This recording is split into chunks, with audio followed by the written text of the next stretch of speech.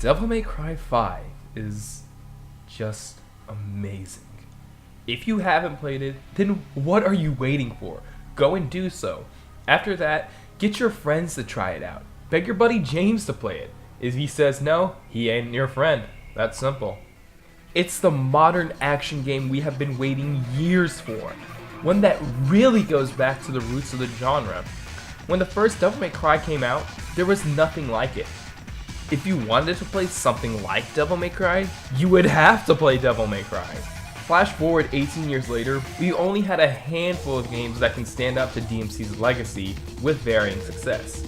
I mean, Ninja Gaiden is dead, God of War went a different direction I didn't like, and Ninja Theory couldn't hold a candle to what Capcom was able to produce. Devil May Cry 5 shows that games don't have to shift gears drastically to stay relevant in the modern age. What might have worked on the PS2 in terms of mechanics, characters, and storytelling simply doesn't work in 2016. This quote is from an IGN article publishing in 2016 referring to God of War, another large PS2 action game series. But does DMC 5 hold up in this modern landscape? Well, let's rock, baby. Since this is a Sonickick review, I always like to talk about gameplay first. The gameplay has the player fighting a multitude of enemies with a large arsenal and techniques, which don't just let you overcome your adversaries, but also look stylish while doing so, and this applies to all three characters we play with here. Nero, returning from Devil May Cry 4, has changed a little since his appearance last time. In place of his demonic arm, you have the Devil Breakers.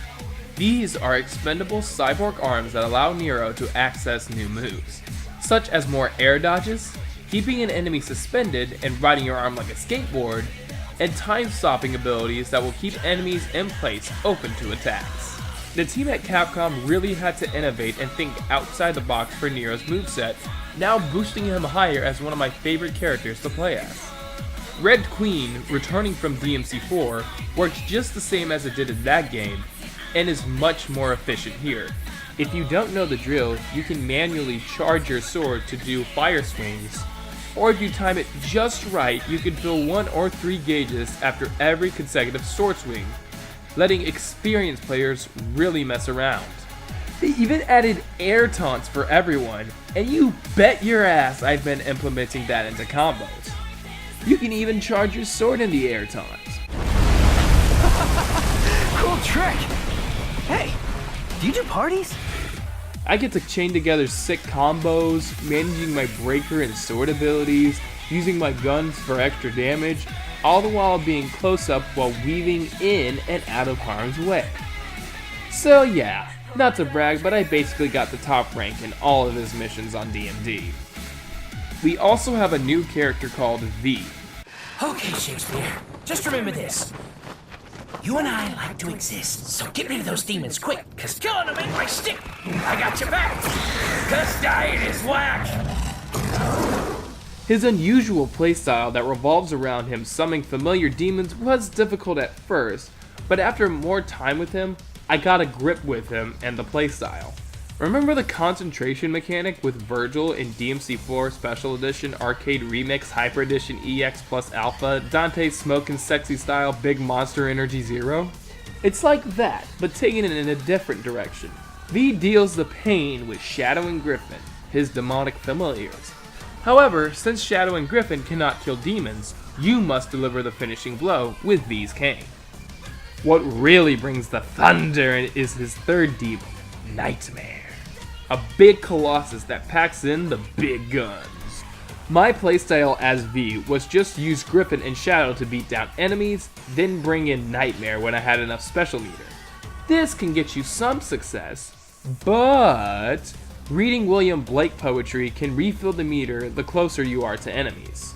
Yeah, reading William Blake poetry as a Devil May Cry character is a game mechanic.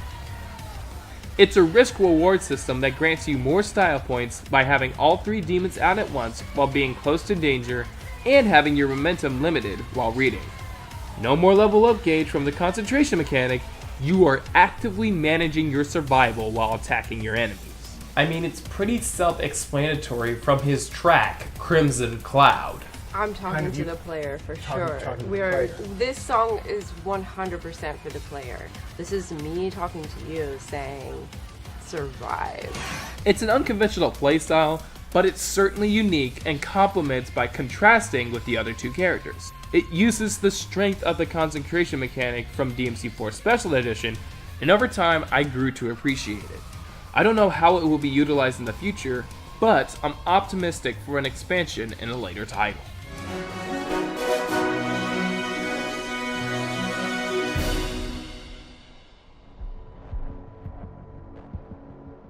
Oh, and Dante. Woo!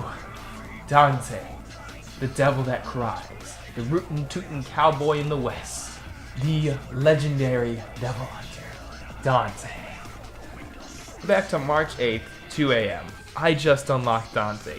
Seeing that his styles are back, his modern weapons are back, the new punch and kick weapon has 2 modes, and I'm gonna get to unlock a motorcycle weapon, a red orb hat, an upgraded Cerberus from DMC3, and ladies' rockets literally fucking each other? Yeah, Dante's packing a shit ton of heat this time. Oh, an axe and some blades of chaos? That's cute. Look at this shit.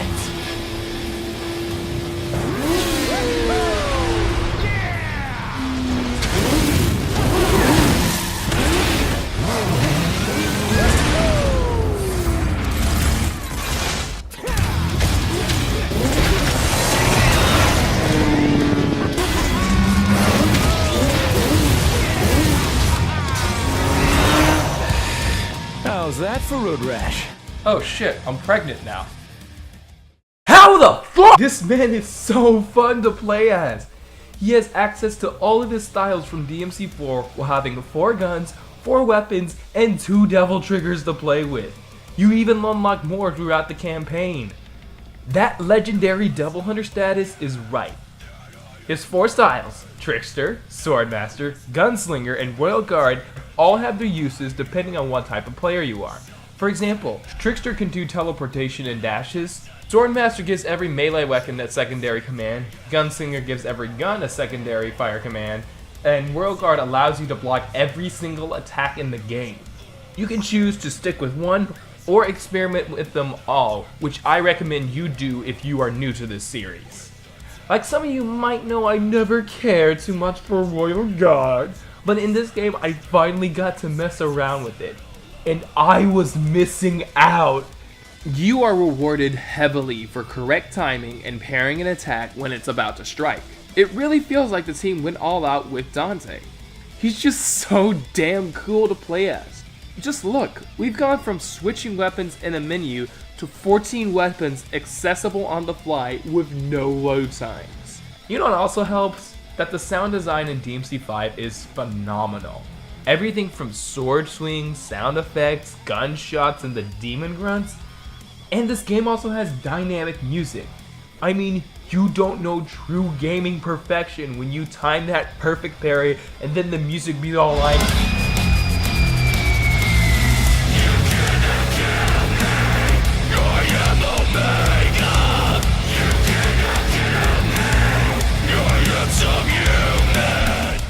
And also, the soundtrack felt a little different. I ended up loving it. Here's that point in the video where I just play a few of my favorite tracks, so just sit down and relax.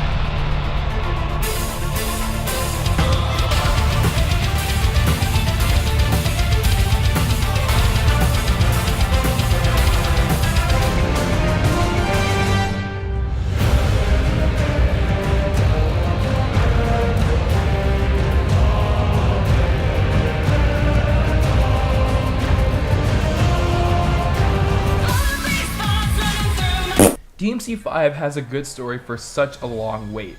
While the story here takes place a few years after DMC4, Nero's Devilbringer has been taken by a mysterious figure, and all of a sudden there's this demon Urizen appears and wreaks havoc on Redgrave City. For one thing, DMC's villains in my opinion weren't really a threat since the third game, but 5 fixes this by putting our heroes in a very tough situation. I mean, for once, Dante and the crew are losing and have to escape before all hell breaks loose from the Qyploth. But it's not all doom and gloom. We got Nero and newcomer Nico back to kick some demon ass. And their banter houses the best exchanges in the game.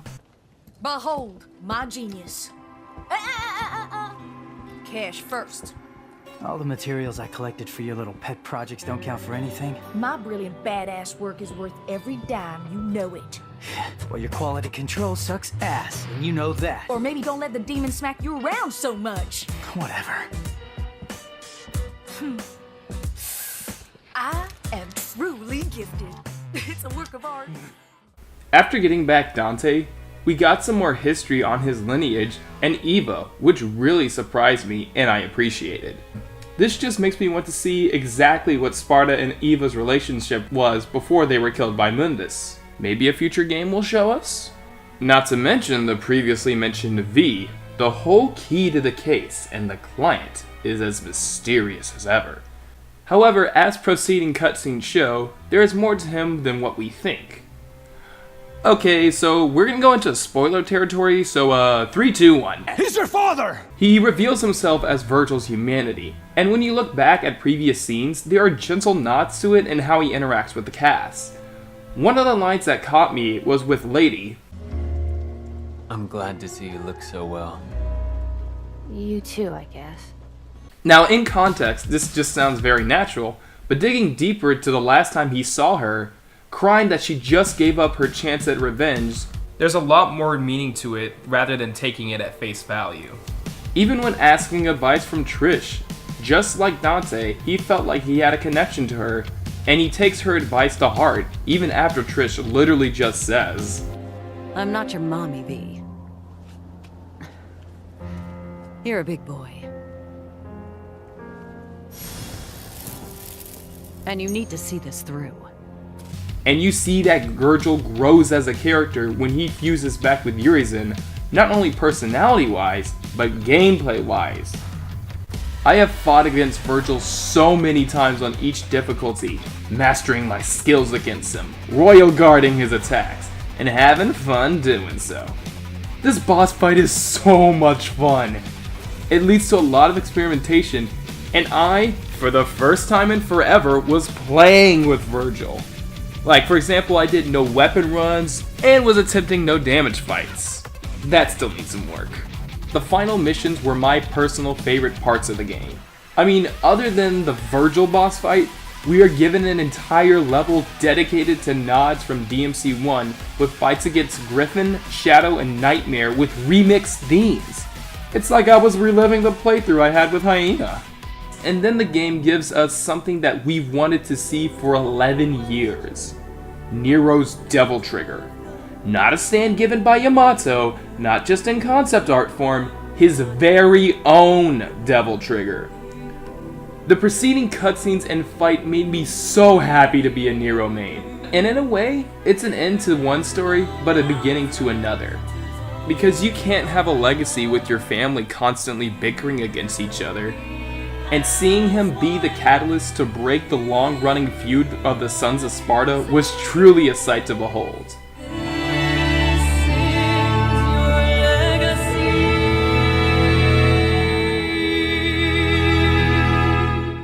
And we get to see that relationship when Dante and Virgil are together again at the end of the game. Two brothers that have been in a family feud since 2005 share a chuckle together and are finally together as family. I cannot wait to see what else is next for the DMC series, and was content with how the Son of Sparta saga ended. Don't you dare say it, jackpot! Now, beating the game unlocks Nero's Devil Trigger and new abilities. I mean, seriously, during the credits, you're given a freaking tutorial. Itsuno, you madman!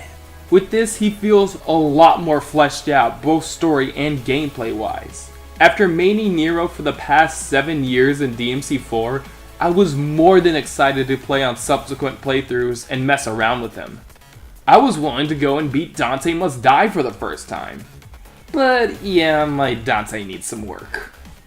Speaking of Dante, after you beat Son of Sparta mode, you can actually unlock Irregular Full Custom, which allows you to carry all of your weapons or none of your weapons and guns to the missions. Good luck with that.